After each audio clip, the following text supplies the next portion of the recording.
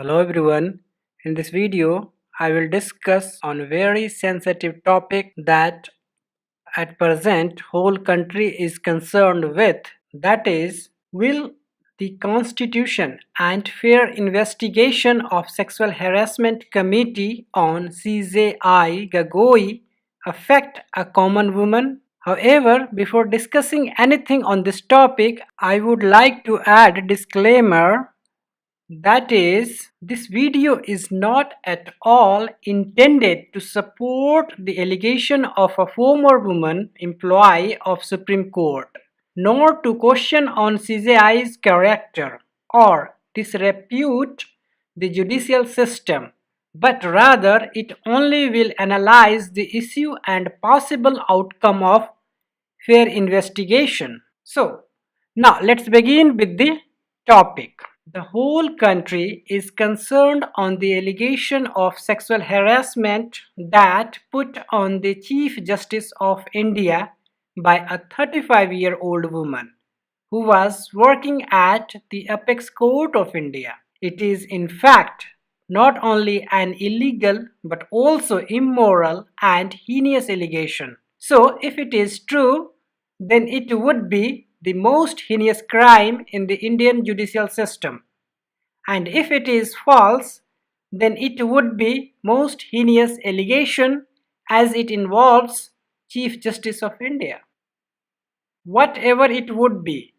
But if fair investigation would be done, then the forthcoming result must bring substantial change in every woman's lifestyle of this country. Anyway, the fact that most of us know that a former woman employee of Supreme Court who has been dismissed for taking a casual leave and protesting her transfer as the facts are stated in her affidavit.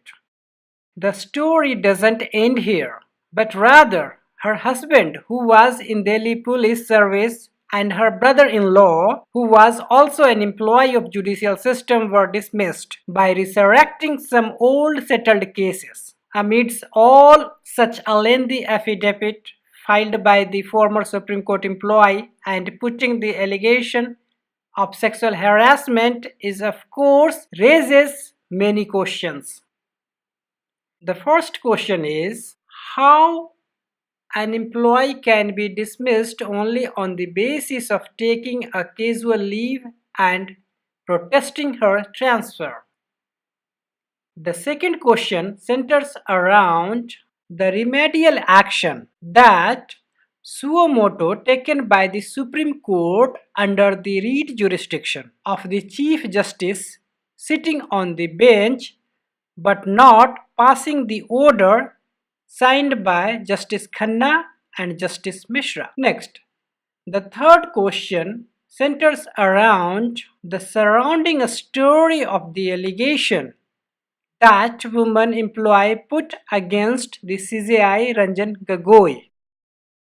Furthermore, if go through the story of that woman mentioned in her affidavit, then we would have questions on her each and every fact. But I do not suppose to analyze her detailed story.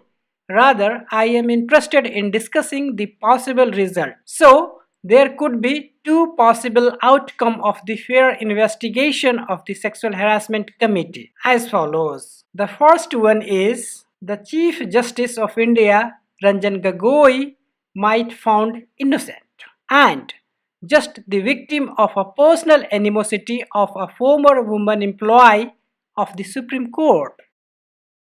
In such a case, the woman in question would have further difficult time, though she has already been facing, but the condition will be even worsened. And a lesson for all the women of this nation would be she would not put false allegation on her employer, boss, colleague, friend, or any such man in whose proximity she is living with any valid reason, as the consequence of false allegation is very deterrent and painful. Here, I would like to add one more point that Advocate Utsav Bains, who filed an affidavit in which he asserts that there was a wider conspiracy involving a corporate figure who, along with an alleged fixer, Romesh Sharma, tried to frame the Honorable CJI of India in a false case of sexual harassment with the purpose to pressurize him to resign.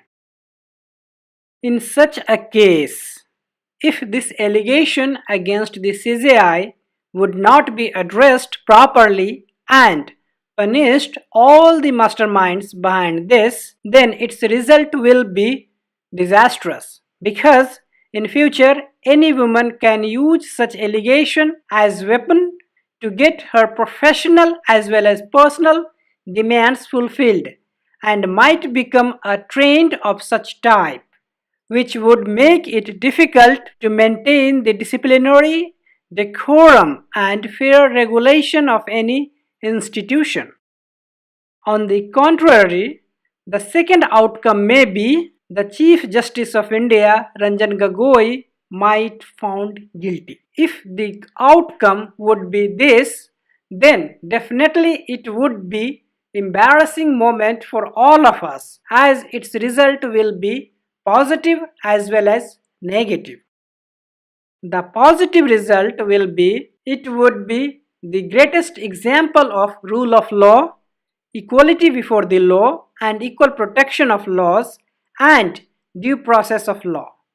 The culprit cannot escape from the eyes of law, even when the law authority himself is culprit, cannot escape. Secondly, every female of this country, irrespective of her age, color, caste, creed, height, complexion, race, religion, place of birth, job rank, status in society, amount of earning or even not earning, etc., will feel secure and confident. There no need to fear because of anyone's post, position, status, money, etc. They can brazenly file a lawsuit if anything wrong happen with them. And the negative outcome of such fair investigation would be, of course, pungent, because it involves the supremo of judiciary that somehow will definitely stain the judicial system and shake people's belief in judicial system. So, in the meantime, we can wait and watch.